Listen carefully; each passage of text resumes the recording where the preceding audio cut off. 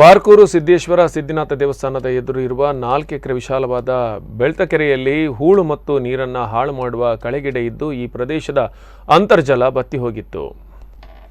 ಕೆರೆಯನ್ನು ಸ್ವಚ್ಛ ಮಾಡುವುದು ಮತ್ತು ಸುತ್ತಮುತ್ತ ಹೂತೋಟ ಮಾಡುವ ನೆಲೆಯಲ್ಲಿ ಇಲ್ಲಿನ ಕೆರೆ ಅಭಿವೃದ್ಧಿ ಸಮಿತಿಯವರು ಕಾರ್ಯಕ್ರಮ ಹಮ್ಮಿಕೊಂಡಿದ್ದರು. ಇದರ ಯೋಜನೆಗೆ ಶ್ರೀ ಕ್ಷೇತ್ರ ಧರ್ಮಸ್ಥಳ ಧರ್ಮಾಧಿಕಾರಿಗಳಾದ ಡಾಕ್ಟರ್ ವೀರೇಂದ್ರ ಹೆಗ್ಡೆಯವರು ನಮ್ಮ ಊರು ನಮ್ಮ ಕೆರೆ ಯೋಜನೆಯಡಿಯಲ್ಲಿ ಆರ್ಥಿಕ ನೆರವಾಗಿ 2.90 ಲಕ್ಷ ನೀಡಿದರು. ರಾಜ್ಯ ಸರ್ಕಾರ ಕೂಡ 1 ಲಕ್ಷ ರೂಪಾಯಿ ನೀಡಿದ್ದು ಇದೀಗ ಅಲ್ಲಿನ ಸ್ಥಳೀಯ ಸಮಿತಿಯವರು ಜನವರಿ ತಿಂಗಳಲ್ಲಿ ಕೆರೆಯಲ್ಲಿ ಇರುವ ಕಳೆಯನ್ನು ತೆಗೆದು ಸ್ವಚ್ಛ ಮಾಡಿದರು. ಈ ಕೆರೆಯ ನಿಜ ಹೆಸರು ಬೆಳೆದಿಂಗಳ ಕೆರೆಯಾಗಿ ಕಂಗೊಳಿಸಿತ್ತು. ಆದರೂ ಅಳಿದುಳಿದ ಕಳೆಗಿಡಿಗಳು ಮತ್ತು ಜೀವಕಳೆ ಬಂದು ಕೆರೆಯನ್ನು ಮತ್ತೆ ಮುಚ್ಚುವ ಸಾಧ್ಯತೆ ಇತ್ತು.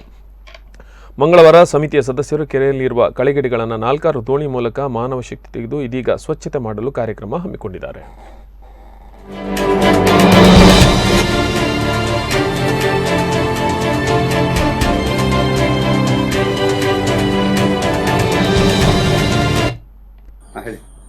ಮೊದಲನೇದಾಗಿ ಕಳೆದ ವರ್ಷ ಅನುದಾನದಿಂದ ಧರ್ಮಸ್ಥಳ ವತಿಯಿಂದ 2,90,000 ಹಾಗೆ ಗೌರ್ಮೆಂಟ್ ವತಿಯಿಂದ 1 ಲಕ್ಷ ರೂಪಾಯಿ ಬಿಡುಗಡೆ ಆಗಿತ್ತು. ಅದರ ಮೂಲಕ ನಾವು ಕೆರೆಯನ್ನ ಒಂದು ಫುಲ್ ತುಂಬಾ ರೀತಿಯಲ್ಲಿ ತೆಗೆದುಹಾಕಿದ್ದೇವೆ ಕೊಳೆಯನ್ನ. ಹಾಗೆ ಈ ವರ್ಷ ಮಳೆಗಾಲ ಸ್ಟಾರ್ಟ್ ಆದ್ರಿಂದ ಮತ್ತೆ ಕೊಳೆಗಳು ಹುಟ್ಟಿದಾವೆ.